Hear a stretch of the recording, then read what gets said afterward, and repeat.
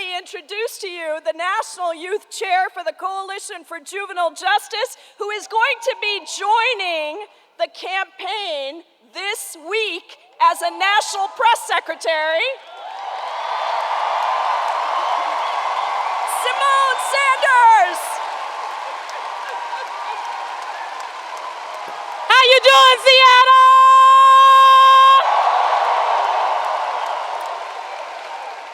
Y'all want to hear from the man of the hour, right? All right, we can do that. But before we get there, I want to talk to y'all for a second. I want to reflect, and I want to talk to you. Is that okay? Okay. Again, my name is Simone Sanders, and I currently serve as the chair of the Youth Committee for the National Coalition for Juvenile Justice, and I'll be joining the campaign this week. Let's get to this conversation. So y'all know, a year ago tomorrow, Officer Darren Wilson shot and killed Michael Brown and left his body lying in the street for 4 hours. Following Michael Brown's death, protesters and activists took to the street of Ferguson, Missouri, and they stayed in the streets for 365 days. Galvanizing young people in Seattle, Washington, D.C., Chicago, Illinois, Los Angeles, California, Dallas, Texas, Atlanta, Georgia, and numerous other cities across the country. A year ago tomorrow, young people in America were galvanized in their determinations that these killings had to end and stood up to exclaim, "Enough is enough," and Black Lives Matter.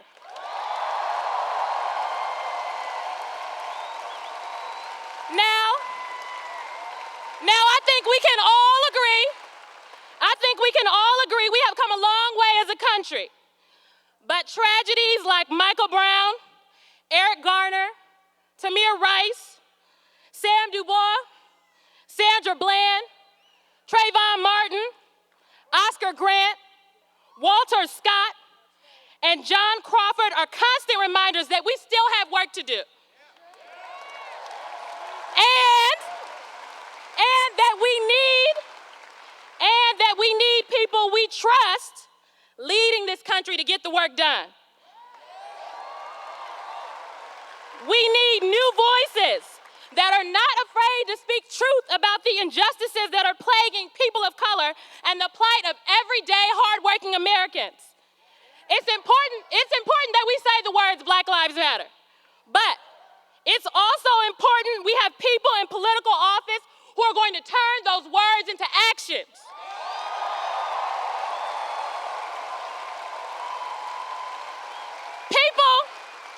People who not only understand, but people who are ready to do something about the communities across America that are still disenfranchised and suffer from institutional and structural racism. People who understand economic inequality and racial inequality are parallel issues that must be addressed simultaneously.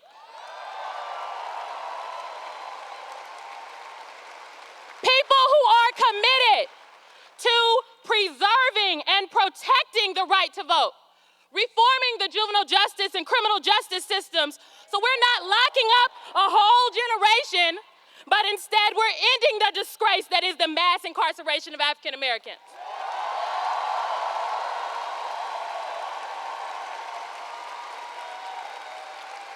People who realize that Dr. King's dream was more than just being able to sit at the lunch counter. It also encompassed the possibility of owning the establishment.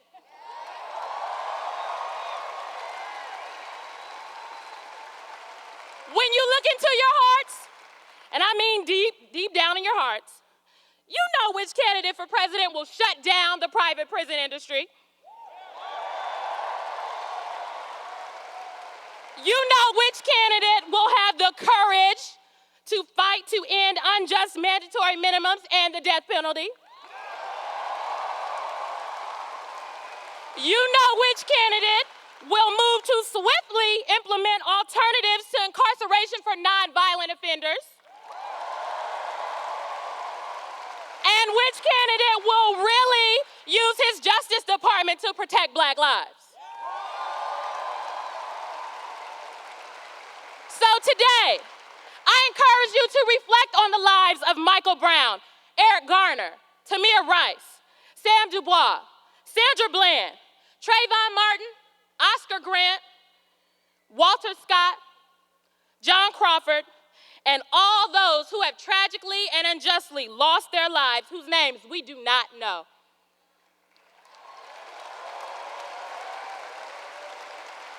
As we reflect, we must commit ourselves to a multiracial political revolution that fights for racial justice, that fights for social justice, that fights for economic justice.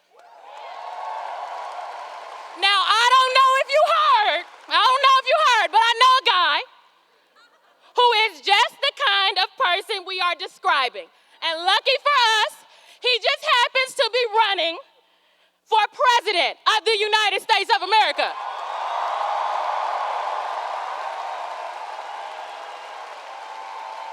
Now, whether we're talking about advocating for workers' rights to form unions, jobs for our kids,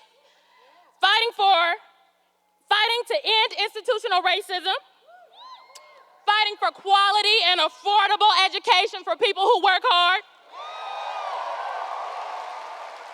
humane-based community policing, comprehensive immigration reform, or ending Citizens United and getting big money out of politics.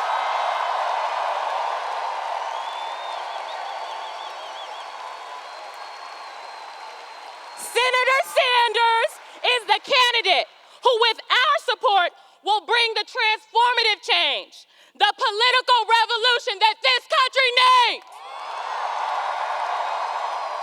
So, ladies and gentlemen, without further ado, it is my honor to present to you the next president of the United States of America,